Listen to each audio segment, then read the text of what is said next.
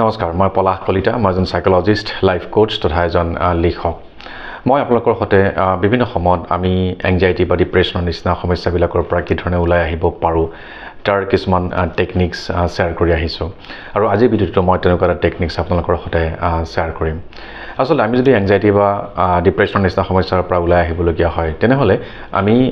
আমাৰ যেটো প্যাটাৰ্ন সেই প্যাটাৰ্নটো ব্ৰেক কৰিব লাগিব আসলে প্যাটাৰ্ন মানে কি প্যাটাৰ্ন হৈছে যে যেতিয়া আমি যিকোনো এটা কাম বাৰ কৰি থাকোঁ তেতিয়া আমাৰ সেইটো এটা প্যাটাৰ্ন হৈ পৰে আসলে আমি কি কৰোঁ যে আমি একে ধৰণৰ চিন্তা একে ধৰণৰ ইমোশনছ একে ধৰণৰ কাম আমি বাৰ কৰি থাকোঁ আৰু সেইটোৱে আমাৰ কাৰণে এটা প্যাটাৰ্ন হৈ পৰে আৰু এই প্যাটাৰ্নটো আমি ব্ৰেক কৰিব নোৱাৰোঁ কিন্তু আমি যেতিয়ালৈকে এই প্যাটাৰ্নটো ব্ৰেক নকৰিম আসলে কথাটো এনেকুৱা ধৰণৰ হয় যে ধৰক আমি এটা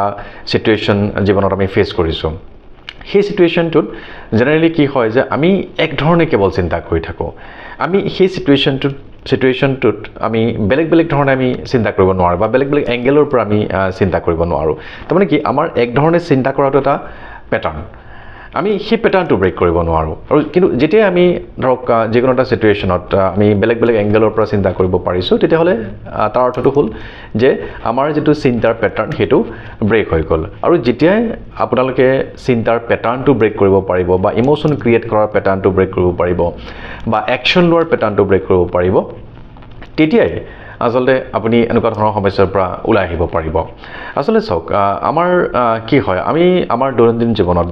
যিবোৰ আমি কাম কাজ কৰোঁ সেইবোৰ একেটা প্যাটাৰ্নতে চলি থাকে ধৰি লওক আপুনি ৰাতিপুৱা শুই উঠি পেলাই যেতিয়া ব্ৰাছ কৰে আপুনি মন কৰিবচোন আপুনি এখন পাৰ্টিকুলাৰ হাতেৰে সদায় দাঁত ব্ৰাছ কৰে হয়তো বেছিভাগ মানুহে সোঁ হাতেৰে দাঁত ব্ৰাছ কৰে বা যদি ধৰক আমি চোলাটো পিন্ধিছোঁ আমি কি কৰিছোঁ প্ৰথমতে হয়তো আমি সোঁ হাতখন সোমাই দিছোঁ নহয়নে আমি যদি মোবাইলটো ধৰিছোঁ আমি কি কৰিছোঁ তেতিয়া হয়তো আমি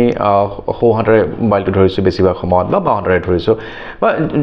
যিয়েই নহওক কিন্তু মানে আমি এখন হাতেৰেই ধৰক মোবাইলটো আমি ধৰি থাকোঁ বা আমি যদি চেণ্ডেলযোৰ পিন্ধিছোঁ বা লং পেণ্টটো যদি আমি পিন্ধিছোঁ তেতিয়াহ'লে আমি কোনখন ভৰি আগতে সোমাই দিছোঁ সো যেতিয়া আমি একে ধৰণে এই কামবোৰ আমি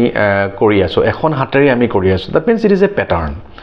আৰু আমি ধৰক যদি আমাৰ চিন্তাৰ যেটো প্যাটাৰ্ন বা ইমোশনৰ প্যাটাৰ্নটো যদি আমি ব্ৰেক কৰিবলগীয়া হয় তেনেহ'লে কিন্তু আমি আমাৰ দৈনন্দিন জীৱনত যে এই ধৰণৰ যিবোৰ আমি কাম কাজ আমি কৰোঁ আৰু তাত যেটো প্যাটাৰ্ন আমি আমাৰ গঢ়লৈ উঠে সেই প্যাটাৰ্নটো আমি ব্ৰেক কৰিব লাগিব অৰ্থাৎ আপুনি যদি ৰাইট হেণ্ডেৰে ব্ৰাছ কৰি আছে তেনেহ'লে আপুনি লেফট হেণ্ডেৰে ব্ৰাছ কৰিবলৈ আপুনি আৰম্ভ কৰক সদায় নালাগে কিন্তু মাজে আপুনি লেফট হেণ্ডেৰেও আপুনি ব্ৰাছ কৰিবলৈ আপুনি আৰম্ভ কৰক তেতিয়া আপুনি আনকমফৰ্টেবল ফিল কৰিব আৰু সেইটো কৰাটো দৰকাৰ ধৰক আপুনি যদি প্ৰথমতে কেৱল ৰাইট হেণ্ডখন সোমাই দিছিলে চোলাটো পিন্ধোতে আপুনি এতিয়া লেফট হেণ্ডখন আপুনি সোমাই দিয়ক ঠিক একেধৰণে চেণ্ডেলযোৰ পিন্ধোতে বা লং পেণ্টটো পিন্ধোতে সোঁ ভৰিখন যদি আপুনি সোমাই দিছিলে তেতিয়াহ'লে আপুনি বাওঁ ভৰিখন প্ৰথমতে আপুনি সোমাই দিবলৈ আৰম্ভ কৰক সো এই ধৰণে যেতিয়া আপুনি আপোনাৰ ডে টু ডে লাইফত এই প্ৰেক্টিছ কৰিবলৈ আৰম্ভ কৰিব অৰ্থাৎ প্যাটাৰ্ন ব্ৰেকিঙৰ যেতিয়া আপুনি প্ৰেক্টিছ কৰিব তেতিয়া কি হ'ব যে আপোনাৰ ধৰক আপুনি তেতিয়া আপোনাৰ ব্ৰেইনটো ডেভেলপ হ'ব আমাৰ যেটো প্ৰি ফ্ৰণ্টেল কৰ্টেক্স এৰিয়া এই এৰিয়াটো ডেভেলপ হ'বলৈ আৰম্ভ কৰিব আৰু তেতিয়া আপুনি ধৰক এটা সিচুৱেশ্যনত যেনেকৈ কিছুমান চিন্তা কৰিছিলে সেই চিন্তাসমূহ আপুনি একেটা প্যাটাৰ্নত চিন্তা নকৰি পেলাই বা সেই ইমোশনছবোৰ আপুনি একেটা প্যাটাৰ্নত ক্ৰিয়েট নকৰি আপুনি ডিফাৰেণ্ট চিন্তা বা ডিফাৰেণ্ট ইমোশনছ আপুনি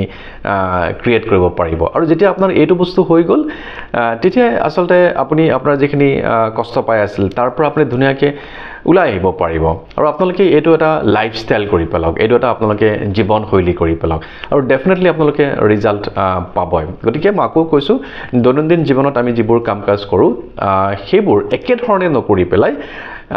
বা সেইটোক এটা প্যাটাৰ্ন হ'বলৈ নিদি পেলাই আপোনালোকে অকণমান চেঞ্জ কৰক প্যাটাৰ্নটো চেঞ্জ কৰক আকৌ কৈছোঁ যে যদি সোঁ হাতেৰে কৰিছিলে বাওঁ হাতেৰে মাজে কৰিবলৈ আৰম্ভ কৰক ডেফিনেটলি আপোনালোকে ইয়াৰ যোগেদি বেনিফিট পাব যিসকলে এতিয়াও জ্ঞাত নহয় তেওঁলোকৰ জ্ঞাতাৰ্থে মই জনাবলৈ বিচাৰিছোঁ যে মই এটা অতি পাৱাৰফুল কাউন্সেলিং কোৰ্চৰ যোগেদি মানুহক মই লৈ যাওঁ আৰু যদি আপুনিও এংজাইটি বা ডিপ্ৰেছনৰ নিচিনা সমস্যাত ভুগি আছে তেনেহ'লে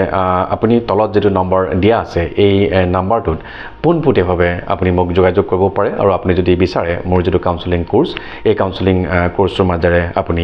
যাব পাৰে আৰু এই কাউন্সেলিং কোৰ্চত মই এনেকুৱা ধৰণৰ বিভিন্ন ধৰণৰ টেকনিক্স মই দিওঁ যিবিলাক টেকনিক্সৰ যোগেদি যিকোনো এজন মানুহে ধুনীয়াকৈ এই সমস্যাবিলাকৰ পৰা ওলাই আহিব পাৰে